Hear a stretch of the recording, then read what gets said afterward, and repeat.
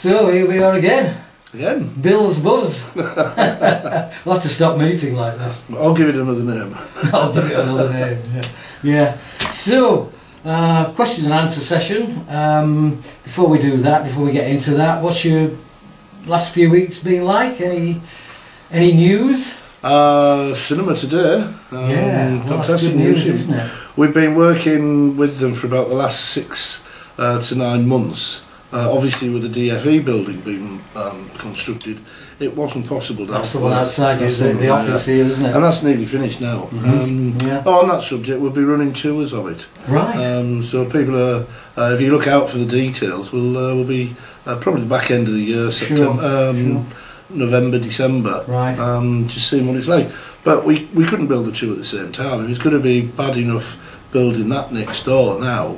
We need to make arrangements for parking and stuff like that over Christmas. Yeah. But the two together would have just been too much. But great news, £30 million invested by a company in the town. Of course Darlington's got a future, and the future's very bright.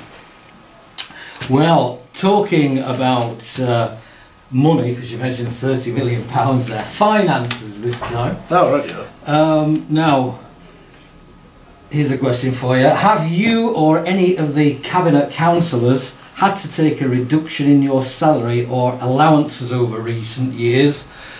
Of course, you're all responsible for a much lower level of budget and therefore a much reduced level of council services.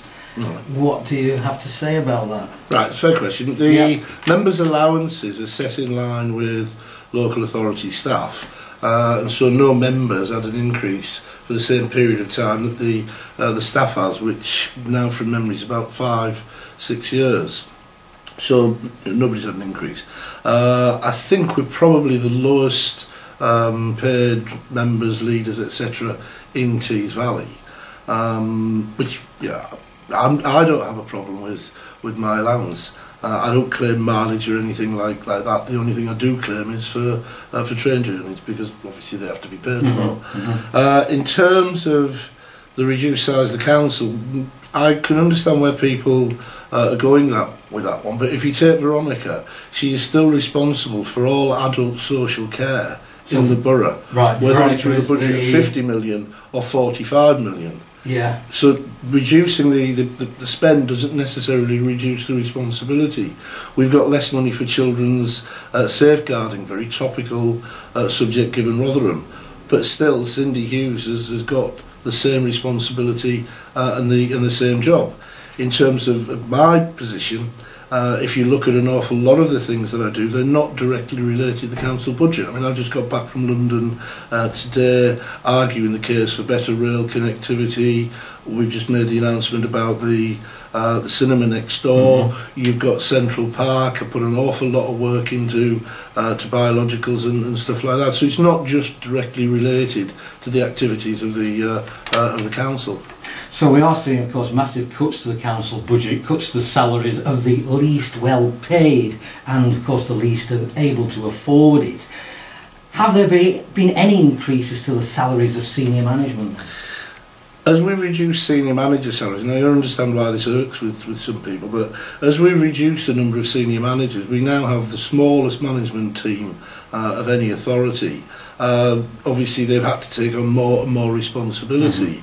No director or the chief executive's had a pay rise for about 6 or 7 years now.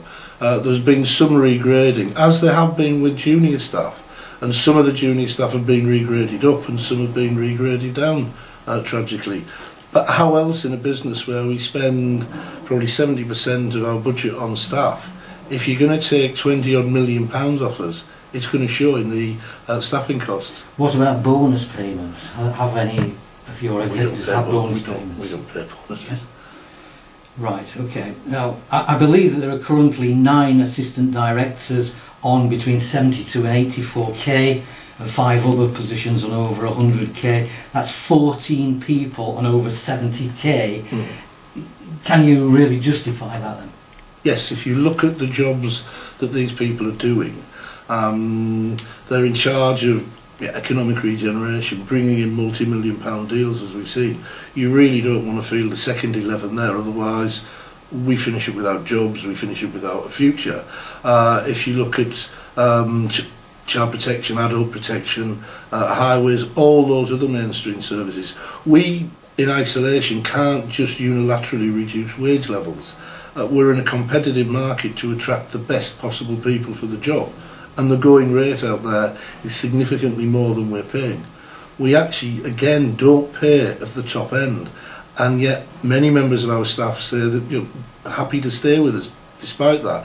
Our social workers are amongst the lowest paid in the northern region.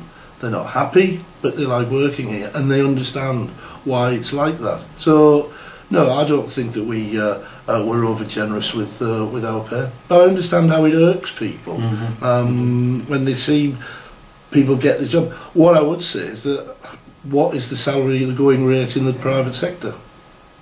For equivalent posts, for equivalents are a lot more. We've tried unsuccessfully to appoint project managers in the building division, and we can't get them from the private sector. They will not come and work for the money. They won't work for less than 90,000, and we're only paying 65. Okay, Bill. Well, thanks very much for answering those questions. The other thing, of course, we've got the refuse collection changes coming up.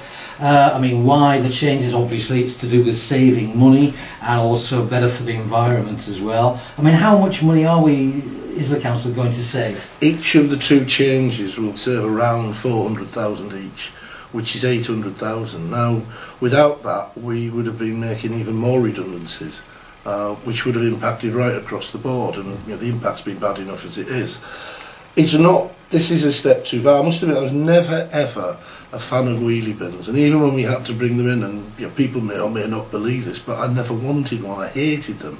I agreed to do it because of finances, but I actually quite like them now. They're actually quite useful. I don't get up in the morning or come home from work at night and find rubbish all over the back lane behind my house. You know, it's been put in the bin and it's been taken away. So I'm a reluctant convert to wheelie bins. I'd rather we didn't have to go the same way a lot of other authorities have gone. I mean, we're still only talking about 2 bins. We're talking about alternate week collection, so that something will be collected every week. You go to some authorities that have got 3, 4 and 5 bins. I mean, I never want us to get in that position. But I'd have to say that when looking to make cuts, I'd rather do this than cut staff. I take it the other bin, you say there's 2 bins. One is for sort of general household rubbish. One will be for true refuse. The other one is for recycling. And it has its cartouche in for paper and stuff like that. Right, so you've got paper and also plastics, is that right? And, so there's... And once you take the thing, you're talking to other leaders, the thing that is amazing or shocking, once you take the recycling out of your refuse, you don't have an awful lot of rubbish left, which then I think rightly gets people annoyed about. This is all packaging from supermarkets. I mean, I live in an old Victorian terraced house, and we've got a bin on the back wall that faces the alley. It's one of the old Victorian bins, and it's no more than that high, by that wide, by that deep, and that was for the whole family. Right. It's about the size of a black plastic bag. Right. You know, in those days you didn't get fancy packaging, so maybe it's time we took a look at the amount of packaging that we've been given by shops. There's got to be a better way. Well, I know I've read about people who already do the recycling in their area, and although at first they were a little bit reluctant, but once you get used to it, I do believe that it is a good system, from what I've read anyway. And it's people enjoy doing something for the environment, and our recycling rates, when we changed the system with weight so that it's now manually picked over and goes through magnets and things, our recycling rate jumped from 20% to the high 60s and has continued to climb steadily. Okay, Bill, well thank you very much for that as well. No problem. So finally, let's just talk about what's coming up in the next few weeks. September now, still lots of events going on. I know we've got the Blues Festival coming up on Sunday the 14th of September. I guess you'll be going along to that, won't you? Yes, but before that we're going to Carmel School on Friday for the Ice Water Challenge. The Ice Water Challenge, right, I didn't know about that one. Cindy Hughes dobbed me in for that. Right.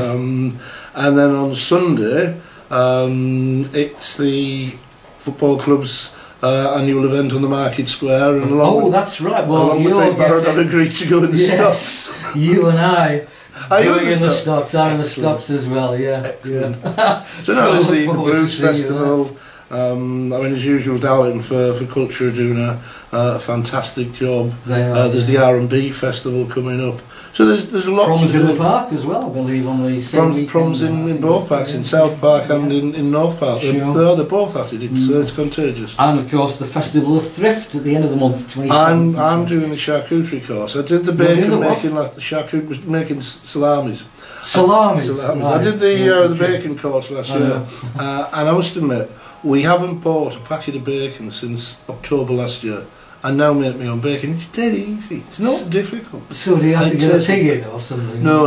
I buy the pork from a butcher. Yeah. Sure. And then you cure it. You home cure it. Right. Not doing it, and it tastes so much better than the stuff you get from supermarkets Sure. and places like that. It's absolutely fantastic. Sounds fun as well. And make my own sausages. And why not? I'm one of the few people. All I've got on my iPhone pictures of lumps of bacon and sausages. When you have a barbecue, I'll have to come and You're more than welcome. have a taste. Bill, thank you very much indeed again. No problem. Nice to see you. I'll See you in a in a few month's weeks' time. time. Thank you. Cheers.